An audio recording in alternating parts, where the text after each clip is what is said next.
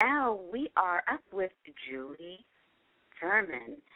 Julie, I had the wonderful opportunity to meet at the iDate conference. Her company, Cupid's Coach, and her partner's company, eLove, were sponsors of the iDate pre-conference. And Cupid's Coach is something you definitely want to pop over and take a look at, because when you pop over and take a look at this amazing site, you can't be anything but excited and pleased. You will find something there for everyone. It's free to join, and then you have just all sorts of amazing, great benefits. So, Julie, are you there with me, sweetie? I'm here, Lydia. It's so good to be on the show. Thanks for the invitation. Oh, thank you for coming. So tell me, what is new? What's going on with you, girlfriend? And let's talk. Oh, it's just so much fun. I've been making matches all day long, and it's so exciting to me when I get yes responses from both the gentleman and the lady I want him to meet, and we've just been having a whole slew of them this afternoon. So I'm just making my matches. Cupid's Coach all day long. That's what we do. We introduce great men to great women, and throughout Southern California and beyond, we're throughout the U.S. and expanding into Canada now. Wow, that is amazing. Yeah, and you're absolutely right. How it works is anybody can be registered with us. It's free and it's private, so it's not like online dating where you're just throwing your face up there for the world to see. A lot of our clients are very, very private, and they just don't want to be found that way, and they don't like the whole process of online dating. I don't discourage people from doing online dating if they can make it, if they can stay happy through the process and stay motivated and positive, but if they start getting kind of grumbly and bitter and unhappy and angry and resentful and hostile, all those negative feelings, we say get off of those online dating sites, work with a matchmaker, and just have somebody working specifically for you. And that's what we do. It's nice, too. And one great thing about Julie is she's like a ray of sunshine. She's always sunny. She's a beautiful lady, which you guys can see from your slideshow. Julie's the blonde, well, there are two blondes, actually. Julie's the blonde smiling with the green top. That's Julie.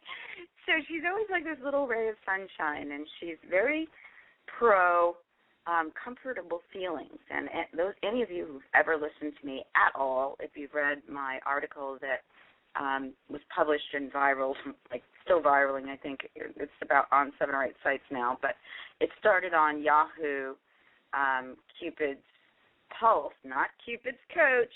We talked about that before. Cupid's Pulse is a celebrity dating site, and also Forbes. So you know that I'm really big on boundaries, and one of the things that Julie is great with is helping people to stay in a place where they feel comfortable. So that's one of the things that makes her site so exciting and makes her, as a matchmaker, so much fun to work with. So that makes me want to ask you, Julie, as a matchmaker, what is your biggest frustration? I would say as a matchmaker, what makes me most crazy is when people make quick decisions about each other and dismiss their candidates for what are really pretty silly, superficial reasons. So how to get around that, and it's really natural, especially women, we are by our very nature discerning. We're critical. We know how to distinguish a fresh blueberry from, a shriveled up old dry one, And it helps us out there in the world to be selective like that. But if we're so selective and so critical and so judgmental that we dismiss all of our suitors, there'll be no one left. So here's how to get around it. If you're single and you're looking for a relationship and you would love to be in love this year, then here's what you do. You make your big, long list of all the things that you'd love to see in your ideal partner. And I don't care if it's a really long list. I don't care if you have 432 things on that list. But what I'm going to want to know is, what are your top 3 critical criteria? Maybe 4 or 5 critical criteria. And if the person you're considering meeting or having a second date with or a third date with has those critical elements, absolutely give this guy a shot, especially if you're a woman and you're worried about, well, I'm not really too attracted to him. Give him a shot, because we have the ability as women to develop that romantic attraction over a time. And one of the big distinctions between girls and guys is that guys don't have that ability. They're typically attracted or they're not from the get-go. And if he's attracted, like you and I are very different physical types, right? Yes. If a guy is into your type physically, sure. We're like night and day. If a guy's into your type physically, there's no way he's going to be into mine, and vice versa. Usually, every once in a blue moon, you'll get one. Yeah, one of those men who like all versions, I hear what you're saying. All flavors and all shapes and sizes.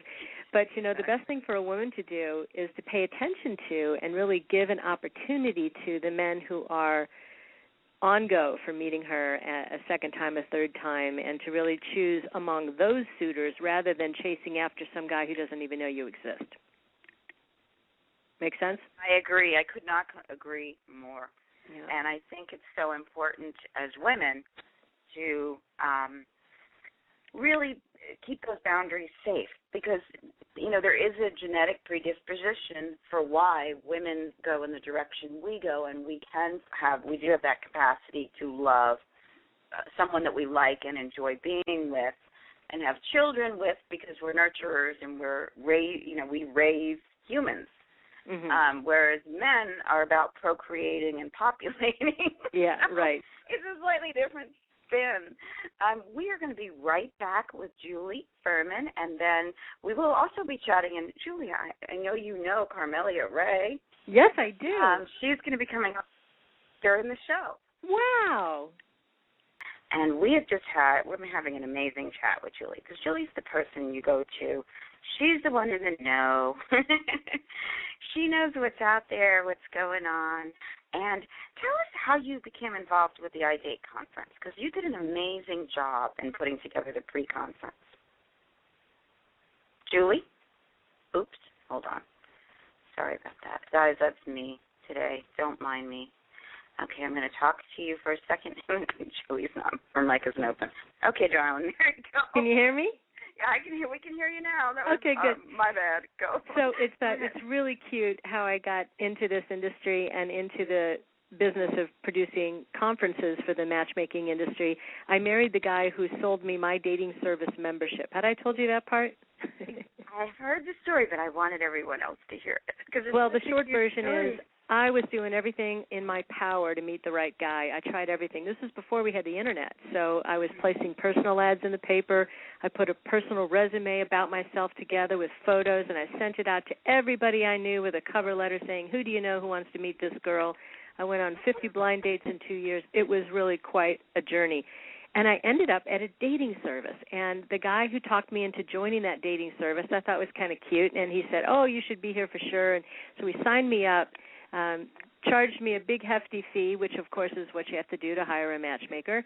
And then he told me all about these people I should be dating, and I went out on some dates. And then I flirted with him a few weeks later, and short version is I just dragged him down the aisle before he knew what the heck hit him.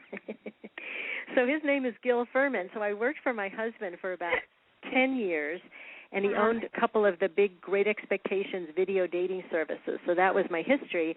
And we started going to all of the conferences, the franchise conferences, and then I just found that I was fascinated with the whole industry. I'm fascinated with the two elements that there are in matchmaking. There's the art of matchmaking, which is bringing great people together and creating those introductions, and then there's the business of matchmaking, doing it in such a way that you can keep your doors open and stay healthy and strong and keep your A rating with the Better Business Bureau and keep the referrals coming in. And that's the way it's developed. So I started Cupid's Coach about 10, 12 years ago, and it's just grown and grown, and I've never missed one of those big conferences ever. And you do such an amazing job, and I know there's one coming up in Los Angeles. Correct? Are you coming? I'll come if you would like me to. There's a long plane flight, but yeah, it's great. And that particular conference, people can see it by going to idate2013.com or no, 2012.com. I'm ahead of myself. idate2012.com. And then you'll see the conference in L.A., which is going to focus on mobile dating. Like, in other words, very exciting. Yeah, it's all about how to use your mobile device. Like, more and more so, people can access their dating profiles and their Match.com and their OkCupid and their eLove online dating component through their mobile phone. Which makes it so much easier, I think, because we're not always these days. You know, our phones go with us everywhere.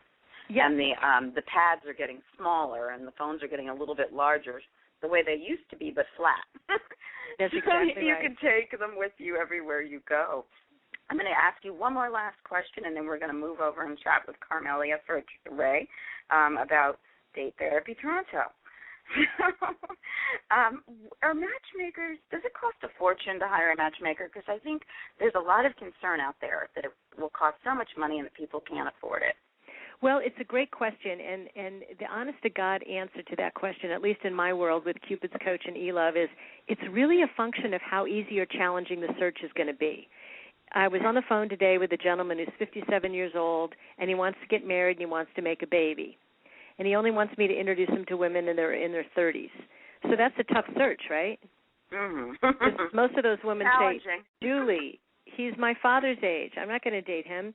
So I might have to talk to 15 women before I get one to say yes to meeting that particular guy. That's a challenging search. Now, if that same man said to me, oh, I'm happy to date my contemporary, I'm not too fussy and picky about looks and height and where she lives, then that's an easy search. So we don't reveal our fees over the phone specifically because of that reason. We need to know. It takes us about 90 minutes to get the answers to the questions that we need in order to determine, is this going to be an easy search or do we need to recruit? Difficult search. Right. Well, that's why, if I may plug myself, date therapy is such a great protocol because it helps you get in tune with the reality of what you're looking for so that when you go to a matchmaker, you know what you want and you can give her straight answers and make her job easier. Great. I like it. Julie Furman of Cupid's Coach, I thank you so much for being with me today, and I look forward to seeing you soon, sweetie. Thank you. Take care. Okay, and Lydia. CupidsCoach.com, Julie Furman. And she'll be in our newsletter, so look for her. Take care, sweetie. Thanks, Bye-bye. Lydia. Thanks for being on.